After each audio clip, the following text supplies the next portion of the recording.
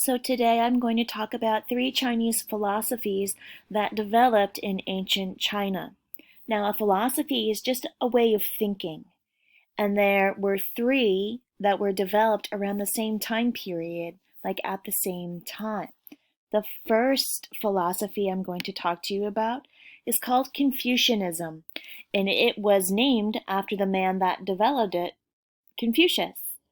The whole goal of Confucianism is to rule justly and to be fair and have a peaceful society. The people in charge, they're responsible for setting this really good example for other people. So they themselves have to be fair and kind and peaceful. And they do not want, you do not do to others what you would not want done to you. It's kind of like the Blake philosophy, right? Treat others like you want to be treated. It's based off of five different relationships, and those relationships have to do with people. So, a relationship with you and a parent, with you and a sibling.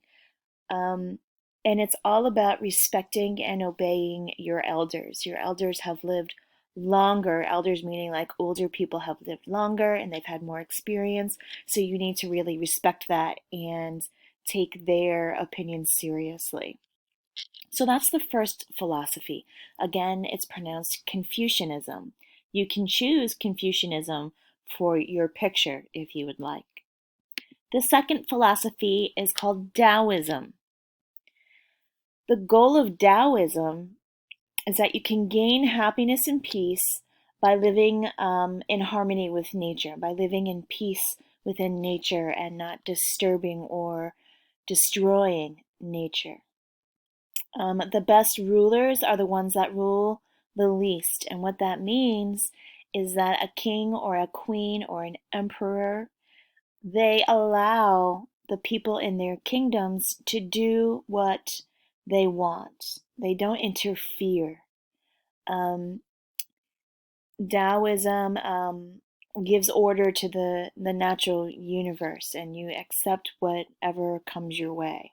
So if you, let's say you're walking through the forest and you trip over a tree stump and you fall and you hit your head, okay, well, you are going to accept that because it just happened naturally. It's the natural universe, just taking its course, which is a little interesting. They're greatly influenced by art and writing, so there's a lot of art that has to do with Taoism and a lot of written pieces that have to do with Taoism. So you can choose to um, draw a picture of something that would represent Taoism for your assignment. The last philosophy we're going to talk about is legalism. And legalism is very different than Confucianism and Taoism. Legalism was created by a ruler of the Han Dynasty, which came a little later. The prince of the Han Dynasty, he thought that people were born selfish and only pursued their own interests, meaning they only did what was best for them and they didn't care about anybody else. He thought to control these people who were selfish and only looking out for themselves, he thought in order to control them, you had to have really strict laws and really cruel punishments in order to control people. So he did a lot of really cruel things like putting people to death for laws in a way to punish them. He only He really thought that people who trust other people would be controlled by other people.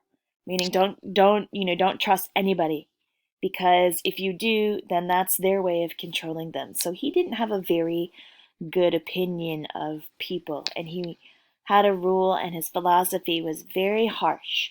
So that's the third philosophy that you can choose to write about if you would like.